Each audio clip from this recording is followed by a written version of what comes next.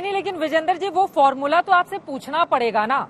अगर सीटें कम है 30 सीटें, तो बीजेपी आत्मविश्वास दिखा रही है, उसके पीछे का क्या फॉर्मूला है? आप बताइए ना, ये तो आपको बताना पड़ेगा ना विजेंद्र जी।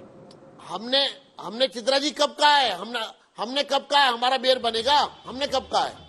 अब मैं सुना देती हूँ, मुझे लग रहा है कि मैं सुना ही देती हूँ। बीजेपी के नेताओं का वो बयान सुन लेते हैं, उसके बाद चर्चा में आगे बढ़ेंगे। और आपका किस तरह से पलटवार हुआ है वो भी सुनिए। सुना देती हूँ विजेंद्र जी, फिर लौट रही हूँ आपके पास। बताइए। आपको लगता है बीजेपी का मेयर बनेगा? 100% आम आदमी पार्टी का मेयर जो है इस बार बनेगा और दिल्ली को चमकाया जाएगा। और खामियां रह गई आपको लगता है कि भारतीय जनता पार्टी के उसमें? वो हम समीक्षा करेंगे, वो हमारी बात की बात है, लेकिन वर्तमान में हमारा मेयर बन जाएगा। देखिए, अगले 5 साल अच्छे बीतेंगे, आम आदमी पार्टी का मेयर बनेगा। मुझे लगता है कि वहाँ पर बदलाव होगा। लोगों ने मेयर बनाना है, मेंबर्स ने मेयर बनाना है, 250 मेंबर्स ने तय करना मेयर कौन होगा, और मेयर बीजेपी का ही होगा। मेयर आम आदमी पार्टी का बनेगा। अंत में जो जीता वही सिकंदर।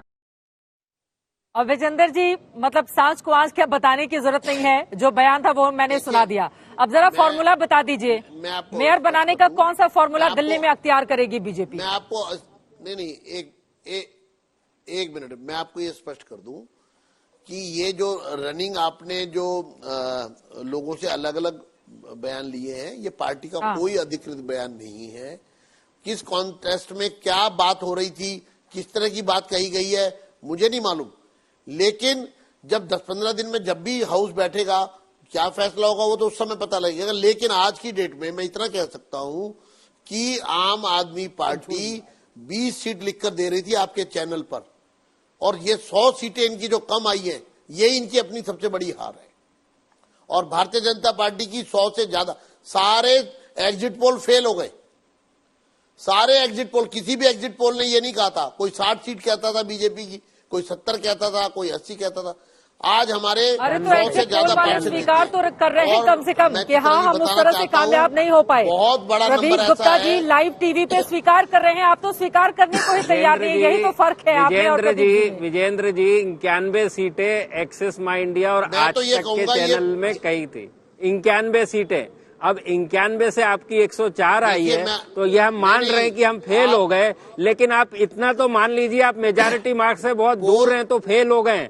आप इतनी दूर हैं, फिर भी कह रहे हैं आप पास हो गए और मेयर बनाएंगे। पहले मेरे सवालों का जवाब दीजिए। बताइए। पहले मेरे सवालों का जवाब दीजिए। केजरीवाल जी की पूरी कैबिनेट हार गई।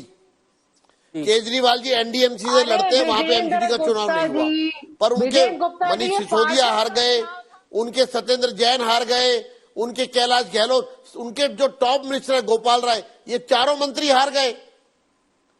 4 मंत्री हार गए, मंत्री के हार गए, सरकारी वही है। सत्येंद्र जैन, मनीष सिसोदिया, गोपाल राय, कैलाश गहलोत, और ये चारों लोग हार गए। असेंबली सीट हारे हैं ये कहते हैं हम जीत गए। जिनकी कैबिनेट हार जाती है, जो पूरी तरह से जिनका 14% वोट 13% वोट प्रतिशत कम हो जाता है, जो लिख के देते हैं 20 सीट आएंगी, वहां भारतीय जनता पार्टी की 100 से पार सीट आती है और इनकी 100 सीटें कम आती है।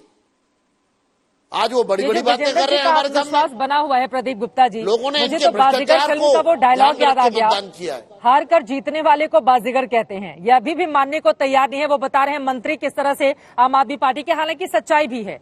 मंत्रियों का जो ट्रैक रिकॉर्ड वार्ड में सामने आया है, उसमें अब सत्येंद्र जैन से लेकर मनीष सिसोदिया के वो तमाम इलाके रहे जहां हार का सामना आम आदमी पार्टी को करना पड़ा है। जनता का जो मैंडेट है एमसीडी के संदर्भ में, आपको इसको समझना होगा।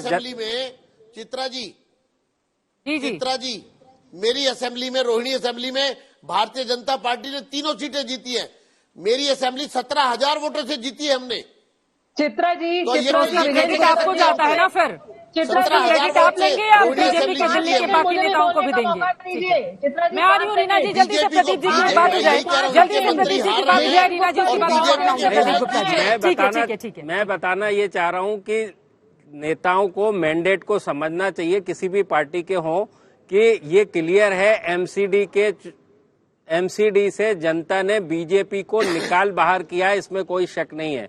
दूसरी तरफ जो 2 साल पहले दिल्ली में आम आदमी पार्टी को जीत जो दी थी, आम आदमी पार्टी को भी सतर्क कर दिया कि आप उसमें न रहे कि हम आपको 54% वोट देते हैं और आप किस तरह से परफॉर्मेंस करते हैं, और वो 54% का उठ के 42% आ जाता है। उसने आम आदमी को भी सतर्क किया है। और तीसरी तरफ कांग्रेस को जो है 4% वोट मिला था 2 साल पहले, अब उसको 12% वोट देके भेजा है कि आप अपोजिशन में रह के अपनी भूमिका अदा कीजिए। इसके अलावा इसका कोई मैंडेट नहीं है। जनता ने सभी तीनों पार्टियों को सतर्क किया हुआ, तीनों ही पार्टियों को सतर्क कर दिया। विनोद जी, आप कुछ बोलना चाह रहे हैं? रीना जी, इसके बाद में फौरन आपके पास आती हूँ। एक बार विनोद जी की टिप्पणी। देखिए, गुप्ता जी की बात से बिल्कुल सहमत हूँ।